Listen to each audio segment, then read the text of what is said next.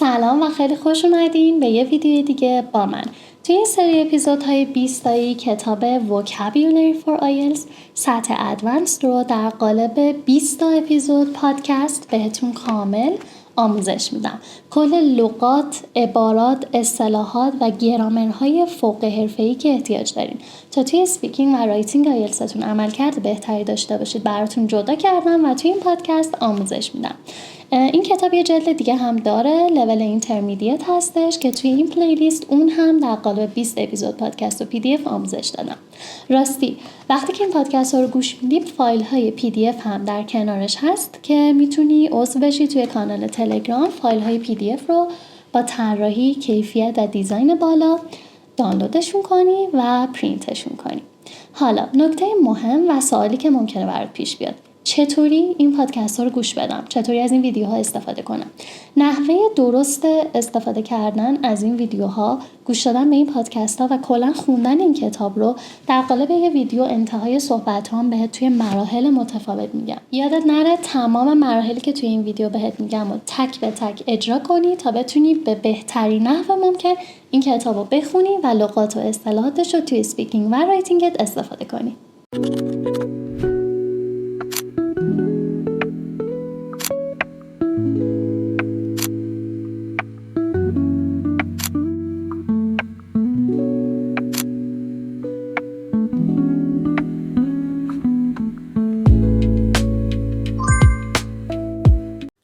Vocabulary for IELTS Advanced Level, Unit 8, State Control, Government and Society.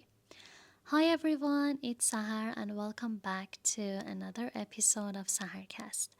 Today we're diving into a topic that affects us in different ways: government, society and state control.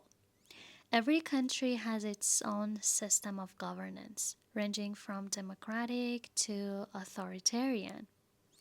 And the balance of power between the state and its citizens often defines daily life. Governments are responsible for providing security, enforcing laws, and ensuring justice. But they can also be criticized for being too bureaucratic or even oppressive at times. When we talk about state control, we touch on issues like censorship, law enforcement, civil rights, or even how much power the government should have over things like the economy, education, and healthcare. Some people argue that without strict control, society will fall into chaos. Others believe that too much interference restricts individual freedom. In IELTS, you may face questions like, should governments control the media? Or how important is it for citizens to obey the law? These topics require you not only to share your opinion, but also to demonstrate a strong command of vocabulary, such as enforce regulations, maintain order, or restrict freedom. So, in this unit, we'll explore the complex relationship between governments and their people, the advantages and disadvantages of state control, and how societies can strike the right balance between authority and freedom. Let's go to vocabulary list of Unit 8. Repeat after me. Authority. Authority. It means the power to give orders and make decisions. For example, the police have the authority to arrest criminals. Central authority or legal authority. Bureaucracy. Bureaucracy. An administrative system with strict rules and procedures. Many citizens complain about government's bureaucracy slowing down the services. Government bureaucracy. Reduce bureaucracy. Censorship. Censorship. Control of information, usually by the government. In some countries, censorship limits people's access to the news and media. Strict censorship. government censorship. Civil rights, civil rights, the rights of citizens to freedom and equality. Protests were organized to defend civil rights, basic civil rights, and protect civil rights. Democracy, democracy, a political system where people elect their leaders. Democracy allows citizens to participate in decision making. Modern democracy, democratic society. Dictatorship, dictatorship, a system ruled by one leader with absolute power. People lived in fear under the dictatorship. Military dictatorship, brutal dictatorship. Legislation, legislation, laws made by a government. New legislation was introduced to protect the government.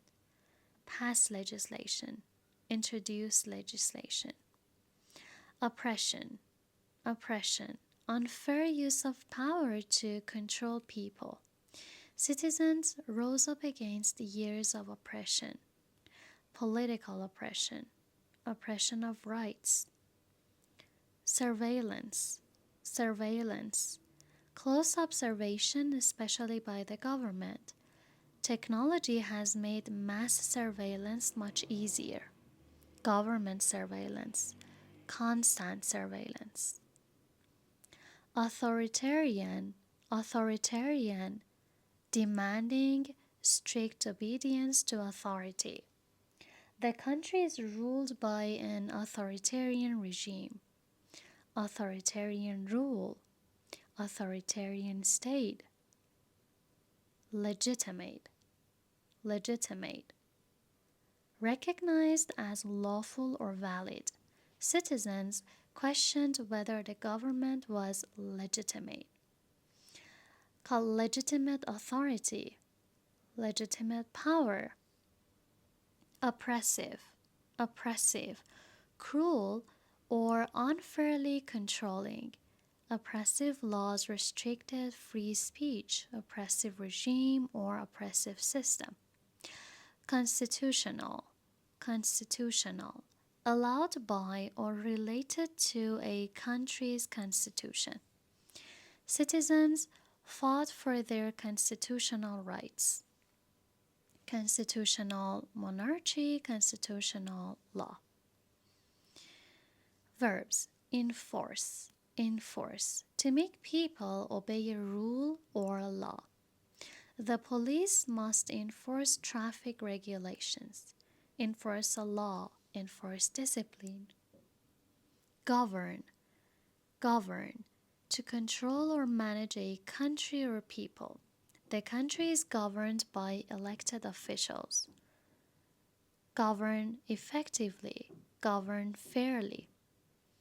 Regulate, regulate, to control something by rules. Governments regulate the sale of alcohol and tobacco. Regulate business, regulate activity. Restrict, restrict, to place limits on something. The new rules restrict access to certain websites, restrict freedom, restrict access. Overthrow, overthrow, to remove a government by force. The dictator was overthrown after a mass protest. Overthrow a regime, overthrow authority. Question. Describe a law in your country that you like. What the law is, how you learned about it, why is it important, and explain why you like this law. One law in my country that I really appreciate is the law about fastening seatbelts in cars. It was introduced years ago, and at first many people did not take it seriously, but over time it has become a habit for most drivers and passengers, and I think it has genuinely saved thousands or maybe millions of lives. I first learned about this law when I was a teenager. My parents explained it to me that if I didn't wear a seatbelt, not only would I be fined by the police, but I'd also be putting myself at a serious risk. Since then, it has been second nature for me to put my seatbelt on the moment that I get into a car. What I like about this law is that it strikes the right balance between personal freedom and public safety. Some people argue that the government should not tell us what to do inside our own cars, but I think that's short-sighted. Road accidents are unpredictable, and wearing a seatbelt can literally be the difference between life and death. In my opinion, this law is a good example of the state exercising authority in a way that actually improves people's lives without being too oppressive. It also reflects the idea that protecting citizens sometimes requires small sacrifices of personal comfort for a much bigger gain. Another part to sample answer. Describe a law that you think is good for the government to enforce. You should say what the law would be, how you learned about this issue, why you think it would be useful, and explain how society would benefit from this law. If I could suggest a law for the government to enforce, it would definitely be one related to environmental education and reducing plastic waste. More specifically, I think the government should pass a law that obliges school, companies, and even supermarkets to actively teach people about the dangers of plastic and encourage alternatives such as reusable bags, glass containers, or eco-friendly packaging. I became aware of this issue a few years ago when I watched a documentary about ocean pollution. It showed how entire colonies of seabirds and fish were dying because their habitats had been contaminated with plastic. Honestly, it was both shocking and heartbreaking, and it made me realize how serious the problem is. I think this law would be highly beneficial for several reasons. First of all, it would raise awareness at a national level. Instead of just a few environmental activists trying to make a change, the entire pollution would be educated. The entire population would be educated. Secondly, it would create a more sustainable habit in society. In fact, if people legally required to use reusable items, they would adapt much faster, just like they did when seatbelts became mandatory. Society as a whole would benefit immensely. The environment would be cleaner, public health would improve, and the country could even save money on waste management. Not only would this protect the future generations, but it would also give people a sense of responsibility, a feeling that their individual actions truly matter. So, in conclusion, I strongly believe that a law aimed at educating people about the environment and restricting plastic use would be a win-win situation. It might be challenging at first, but in the long run, it would be far more good than harm. Let's go to part 3, questions and sample answers. Number 1. Do you think governments should make more environmental laws? I would say absolutely yes. Governments have the authority and resources to introduce large-scale changes. For example, if they enforce stricter recycling laws or ban single-use plastics, individuals will have no choice but to adapt. Of course, education plays a role too, but without laws, many people simply won't take action. Number 2, should people be punished for not following environmental rules? Well, to a certain extent, yes. If someone repeatedly breaks the rules, like dumping waste illegally, there should be fines or even community service. Otherwise, the laws lose their meaning.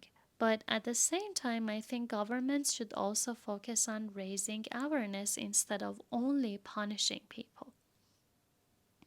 Number 3, how effective are laws in changing people's behavior? That's a difficult question because it depends on the culture. In some countries, people obey laws because they respect the system. In others, laws are ignored if they're not strictly enforced. Personally, I think laws are most effective when they're combined with education and incentives like discounts for using eco-friendly products. Number 4, do you think environmental issues should be the government's responsibility or the individual's? I believe it's a shared responsibility. Governments can provide infrastructures like recycling bins, clean energy, or public transport, but individuals must make small daily changes. Without cooperation, one side alone cannot solve such a complex problem. Number 5. What challenges do governments face when trying to enforce environmental laws? One of the biggest hurdles in cost, for example, setting up renewable energy systems or modern waste management requires huge investments. Another issue is public resistance. People don't like their habits being restricted, so they might see these laws as inconvenient or even unfair. Number 6, should big companies be held more accountable than individuals? In my opinion, yes, because corporations create far more emissions than households. If one factory pollutes a river, it causes more damage than thousands of individuals using plastic bags. So it's only logical that stricter regulations and heavier fines are imposed on companies. How can schools help children become more environmentally responsible? Schools play a crucial role. They can include environmental education in the curriculum, organize recycling projects, and even create eco clubs.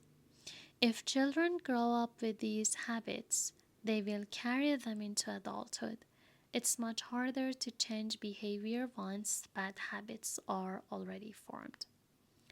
Do you think international cooperation is important for solving environmental issues? Definitely. Problems like climate change, air pollution, or deforestation don't stop at national borders. One country's emissions affect the whole planet. That is why international agreements such as the Paris Accord are vital. Without cooperation, individual nations' efforts would be almost insignificant in the grand scheme of things. Thank you for staying with me. See you in the next episodes.